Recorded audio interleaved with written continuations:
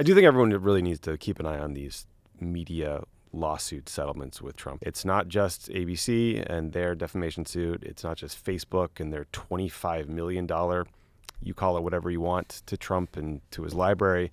There's reports that CBS might settle. Which Didn't is even fucking involve crazy. Donald Trump. It The was most ridiculous one. 60 Minutes interview with Kamala Harris that they edited, like every news organization edits everything always. Paramount might settle that. And by the way, they happen to have Paramount Skydance merger that's sitting before the Trump administration, but suggesting that those things are connected would be untoward, so I wouldn't do that. And it's like Larry Ellison just in the Oval Literally in Office the Oval today, just Office. happened to be there. Yeah. So if we see the biggest media organizations in the country and their corporate overlords preemptively caving to the Trump administration and settling lawsuits they could have won, that is a very scary signal about press coverage and fighting for the First Amendment right to cover the White House in the second administration, and we need to keep an eye on that. You talk about we need to be nimble, we need to be out there. Media Who's going to hear? Well, there's that, but then there's also like journalists themselves are struggling to cover all of this. And so now you have the president of the United States who is lying and making shit up and completely misconstruing his various policy proposals on a daily basis.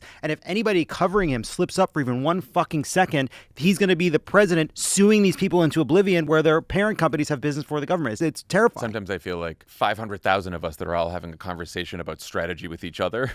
And then there's like a country of 300 million people, most of whom aren't paying attention and can barely get some of this information from news sources that are now under intense pressure. And so like one of the things we all have to think about is not just making sure that our other tweeters and other Democrats are saying the exact right message, but like getting it out there to more people. Got to put some kind of message at the bottom of the Costco samples. Got to get creative, people. And we can shop at Costco. Yeah, we can still go to Costco. Got to get message into those rotisserie chickens. Get the message into the chickens.